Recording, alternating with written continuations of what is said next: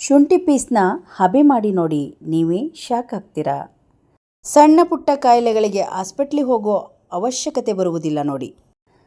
ನಿಮಗೆ ಶೀತ, ಕೆಮ್ಮು, ಜ್ವರ, ಮೈಕೈ ನೋವು ಜಾಸ್ತಿ ಆಗಿದ್ರೆ ಖಂಡಿತ ಈ ವಿಡಿಯೋ ನೋಡಿ. ಎಲ್ಲರಿಗೂ ನಮಸ್ಕಾರ. ಇವತ್ತಿನ ವಿಡಿಯೋ ಶುರು ಮಾಡೋಣ.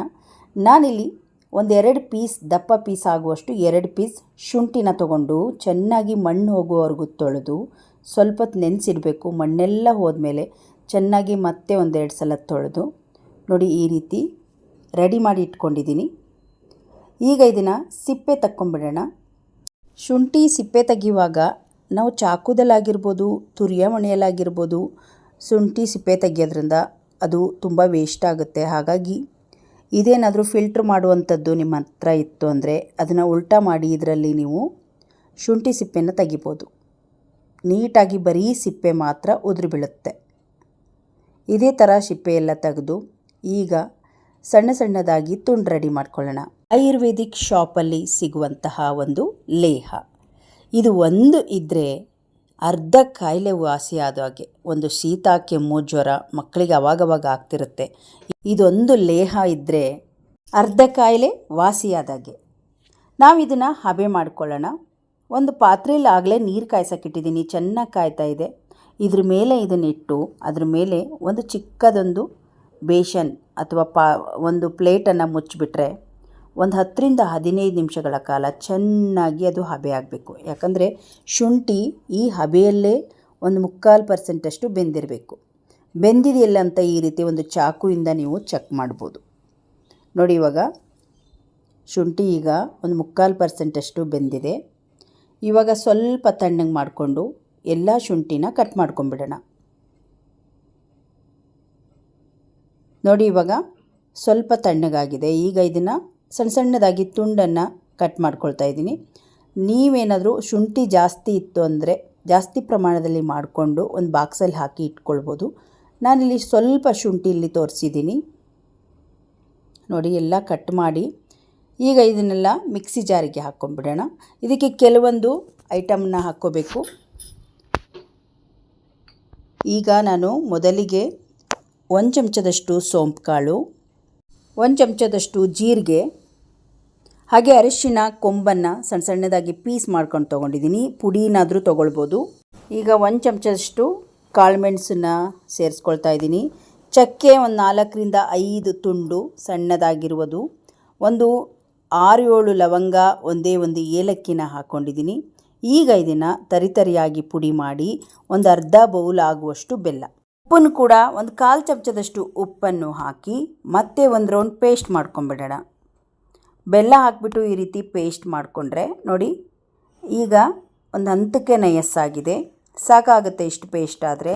ಈಗ ಇದು ಒಂದು ಕಡಾಯಿ ತೊಗೊಂಡಿದ್ದೀನಿ, ಚಿಕ್ಕದಾಗಿರುವ ಒಂದು ಕಡಾಯಿ ತೊಗೊಂಡಿದ್ದೀನಿ. ಇದಕ್ಕೆ ನಾನು ತುಪ್ಪವನ್ನು ಹಾಕ್ತಾಯಿದ್ದೀನಿ. ತುಪ್ಪ ಹಾಕಿದರೆ ಚೆನ್ನಾಗಿರುತ್ತೆ. 1 ಚಮಚದಷ್ಟು ತುಪ್ಪ ಕಾದ ಮೇಲೆ ಈಗ ನಾವು ರುಬ್ಬಿಕೊಂಡಿರುವ ಈ ಪೇಸ್ಟನ್ನು ಸೇರಿಸ್ಕೊಂಬಿಡೋಣ. ಮೀಡಿಯಮ್ ಫ್ಲೇಮಲ್ಲಿ ಇಟ್ಕೊಬೇಕು, ಯಾಕಂದರೆ ಸಿಡಿತಾ ಇರುತ್ತೆ ಬೆಲ್ಲ ಎಲ್ಲ ಹಾಕಿರೋದ್ರಿಂದ. ಚೆನ್ನಾಗಿ ನೋಡಿ ಮಿಕ್ಸಿ ಜಾರಿಂದ ತೆಗೆದು ಈ ಕಡಾಯಿಗೆ ಹಾಕಿ ಇದನ್ನು ಮಿಕ್ಸ್ ಮಾಡ್ತಾನೇ ಇರಬೇಕು. ಅದು ಹಸಿ ಅಂಶ ಹೋಗೋವರೆಗೂ ಚೆನ್ನಾಗಿ ಮಿಕ್ಸ್ ಮಾಡ್ತಾನೇ ಇರಬೇಕು. ನೀರಿನ ಅಂಶ ಎಲ್ಲ ಕಡಿಮೆ ಆದಮೇಲೆ ಅದೇ ತಳ ಎಲ್ಲ ಬಿಟ್ಕೊಳ್ಳುತ್ತೆ. ಅಲ್ಲಿವರೆಗೂ ನೀವು ಇದನ್ನು ಮೀಡಿಯಮ್ ಫ್ಲೇಮಲ್ಲಿಟ್ಟು ಮಿಕ್ಸ್ ಮಾಡ್ತಾನೇ ಇರಬೇಕು. ಒಂದು ಕಲರ್ ಬರುತ್ತೆ, ಸ್ವಲ್ಪ ರೆಡ್ ಕಲರಿಗೆ ಬರುತ್ತೆ, ಅಲ್ಲಿವರೆಗೂ ನೀವು ಇದನ್ನು ಫ್ರೈ ಮಾಡ್ತಾನೆ ನೋಡಿ. ಈ ಕಲರ್ ಬಂದಿದೆ. ಈಗ ತಳ ಕೂಡ ಬಿಡ್ತಾ ಇದೆ, ಅಂಟೋದಿಲ್ಲ, ಕೈಯಲ್ಲಿ ಮುಟ್ಟಿದರೆ ಅಂಟೋದಿಲ್ಲ. ತುಂಬ ಚೆನ್ನಾಗಿ ಲೇಹ ರೆಡಿಯಾಗಿದೆ. ಇವಾಗ ಆಯುರ್ವೇದಿಕ್ ಆಗಿರುವ ಲೇಹ ರೆಡಿಯಾಗಿದೆ. ಯಾವುದೇ ಒಂದು ಇಂಥ ಲೇಹಗಳನ್ನು ಮಾಡೋಕ್ಕೆ ನೋಡಿ, ಮನೆಯಲ್ಲೇ ಅಡುಗೆ ಮನೆಯ ಪದಾರ್ಥಗಳನ್ನು ತೆಗೆದು ನಾವು ರೆಡಿ ಮಾಡ್ಕೊಳ್ಬೋದು. ಮಾಡುವ ವಿಧಾನವನ್ನು ಕಲಿಬೇಕಷ್ಟೇ.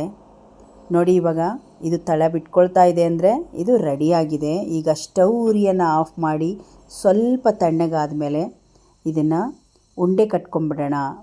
ನೋಡಿ ಎಷ್ಟು ಚೆನ್ನಾಗಿ ತಳ ಬಿಟ್ಕೊಳ್ತಾ ಇದೆ. ಘಮ ಘಮ ಅಂತ ಸ್ಮೆಲ್ ಬರ್ತಾ ಇರುತ್ತೆ. ಶುಂಠಿ ಫ್ಲೇವರ್ ಆಗಿರ್ಬೋದು, ಕಾಳುಮೆಣಸಿನ ಫ್ಲೇವರ್ ಆಗಿರ್ಬೋದು. ಈಗ ನೋಡಿ ತಣ್ಣಗಾಗಿದೆ, ಅಂಟೋದಿಲ್ಲ ಕೈಗೆ. ಈಗ ಸಣ್ಣ ಸಣ್ಣದಾಗಿ ಉಂಡೆಗಳನ್ನು ಮಾಡ್ಕೊಂಬಿಡೋಣ. ಇದನ್ನು ನೀವು ಬಾಕ್ಸಿಗೆ ಹಾಕಿ ಎತ್ತಿಟ್ಕೊಳ್ಬೋದು. ಎಷ್ಟು ತಿಂಗಳುಗಳಾದ್ರೂ ಇದು ಹಾಳಾಗೋದಿಲ್ಲ. ಹಾಗೆ ಒಂದು ಕೋಲ್ಡ್ ಆಯಿತಾ, ಕಫ ಏನಾದರೂ ಕಟ್ಕೊಳ್ತಾ ಒಂದೇ ಒಂದು ಉಂಡೆನ ರಾತ್ರಿ ಮಲಗೋ ಟೈಮಲ್ಲಿ ತಿಂದ್ಬಿಟ್ಟು ಉಗುರು ಬೆಚ್ಚಗಿರುವ ನೀರನ್ನು ಕುಡಿದ್ರೆ ಕಫ ಎಲ್ಲ ಕರಗಿ ಹೋಗುತ್ತೆ. ಕಫ ಕಟ್ಕೊಳ್ಳೋಕ್ಕೆ ಬಿಡೋದಿಲ್ಲ. ಅಷ್ಟೊಂದು ರಾಮಬಣವಾಗಿರುವ ಈ ಒಂದು ಲೇಹದ ಉಂಡೆ ಅಂತಲೇ ಹೇಳ್ಬೋದು. ಇದು ಒಂದು ಹಿಂದಿನ ಕಾಲದ ಒಂದು ಮನೆಮದ್ದು ಅಂತಲೇ ಹೇಳ್ಬೋದು. ನೋಡಿ ಎಷ್ಟೆಲ್ಲ ಉಪಯುಕ್ತವಾಗಿರುವ ಒಂದು ಆಯುರ್ವೇದಿಕ್ ಆಗಿರುವ ಒಂದು ಮೆಡಿಷನನ್ನು ನಾವು ಮನೆಯಲ್ಲೇ ಮಾಡ್ಕೊಳ್ಬೋದು. ನೋಡಿ, ನಾನು ತಗೊಂಡಿರುವ 2 ಪೀಸ್ ಶುಂಠಿಲಿ ಇಷ್ಟೆಲ್ಲ ಉಂಡೆಗಳು ಬಂದಿದೆ. ಇದನ್ನು ಒಂದು ಬಾಕ್ಸಲ್ಲಿ ಹಾಕಿ ಎತ್ತಿಟ್ಕೊಳ್ಬೋದು. ಮಕ್ಕಳಿರೋರು ಖಂಡಿತ ಈ ವಿಡಿಯೋನ ಮಿಸ್ ಮಾಡಬೇಡಿ. ಎಲ್ಲ ಒಂದು ಮಕ್ಕಳಾಗಿರ್ಬೋದು, ದೊಡ್ಡವರಿಗೆ ಎಲ್ಲರಿಗೂ ಯೂಸ್ ಆಗುವಂತಹ ಒಂದು ವಿಡಿಯೋ ಅಂತಲೇ ಹೇಳ್ಬೋದು. ಮಾಡುವ ವಿಧಾನವೂ ತುಂಬ ಸುಲಭವಾಗಿದೆ. ನೀವು ಕೂಡ ಶುಂಠಿ ಜಾಸ್ತಿ ತಂದು ಈ ರೀತಿ ಮಾಡಿ ಇಟ್ಕೊಳ್ಳಿ, ಒಂದು ಬಾಕ್ಸಲ್ಲಿ ಹಾಕಿಟ್ಕೊಳ್ಳಿ. ನೀವು ಆವಾಗವಾಗ ಈ ಉಂಡೆಗಳನ್ನು ತಿಂತಾಯಿದ್ರೆ ಸಣ್ಣ ಪುಟ್ಟ ಕಾಯಿಲೆಗಳಿಗೆ ಆಸ್ಪತ್ರೆಗೆ ಹೋಗೋ ಅವಶ್ಯಕತೆ ಬರೋದಿಲ್ಲ. ಹಾಗಾಗಿ ಈ ವಿಡಿಯೋವನ್ನು ಖಂಡಿತ ನೋಡಿ ಯೂಸ್ ಮಾಡ್ಕೊಳ್ಳಿ. ನಿಮ್ಮ ಮನೆಗಳಲ್ಲಿ ಈ ಒಂದು ಆಯುರ್ವೇದಿಕ್ ಉಂಡೆಗಳನ್ನು ಮಾಡಿಟ್ಕೊಳ್ಳಿ. ಕಫ, ಕೋಲ್ಡು, ಮೈಕೈ ನೋವು ಬಂದರೆ ಚಿಂತೆ ಮಾಡಬೇಡಿ, ಒಂದೇ ಒಂದು ಉಂಡೆ ಸಾಕು, ಚೆನ್ನಾಗಿ ವರ್ಕ್ ಆಗುತ್ತೆ. ಇವತ್ತಿನ ವಿಡಿಯೋ ನಿಮಗೆ ಇಷ್ಟ ಆದರೆ ಒಂದು ಲೈಕ್ ಮಾಡಿ, ಈ ವಿಡಿಯೋವನ್ನು ಶೇರ್ ಮಾಡಿ. ಇನ್ನಷ್ಟು ವಿಡಿಯೋಗಳಿಗಾಗಿ ನಮ್ಮ ಚಾನಲನ್ನು ಸಬ್ಸ್ಕ್ರೈಬ್ ಮಾಡ್ಕೊಳ್ಳಿ. ಮತ್ತೆ ಮುಂದಿನ ಹೊಸ ವಿಡಿಯೋದೊಂದಿಗೆ ಸಿಗೋಣ. ಅಲ್ಲಿವರೆಗೂ ಧನ್ಯವಾದಗಳು.